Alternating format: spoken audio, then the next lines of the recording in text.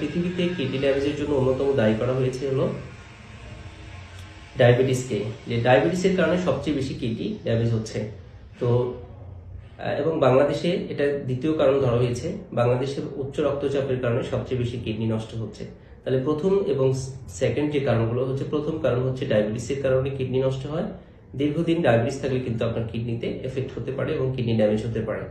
এরপরে যারা দীর্ঘদিন উচ্চ রক্তচাপে ভুগছেন তারা কিন্তু নিয়মিতভাবে কিডনি চেক করবেন, তাদের কিন্তু কিডনিতে প্রবলেম হতে পারে।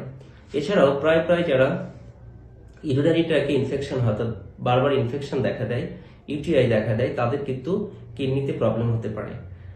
তাছাড়া হতে পারে যাদের কিডনি স্টোন হয়, বারবার কিডনিতে স্টোন হলেও কিন্তু কিডনি ড্যামেজ হতে পারে।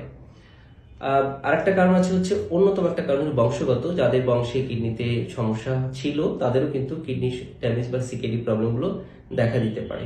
আরেকটা কজেস আছে হচ্ছে মেডিসিনাল কজ, অর্থাৎ যারা নিয়মিতভাবে পেইন কিলার খান, বুঝে হবে যে অ্যান্টিবায়োটিক খান অথবা বেশি উত্তেজক ওষুধ খান, তাদেরও কিন্তু কিডনিতে প্রবলেম হতে পারে।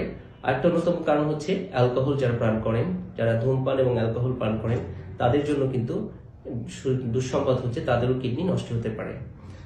আর একটা হচ্ছে প্রচুর পরিমাণ যারা প্রোটিন জাতীয় খাবার খান, প্রচুর পরিমাণ যারা লবণ বা মিষ্টি জাতীয় খাবার খান, প্রচুর পরিমাণ কোল্ড ড্রিঙ্কস, ফাস্টফুড খান, প্যাকেটজাত খাবার খান, তাদেরও কিন্তু কিডনি নষ্ট হতে পারে।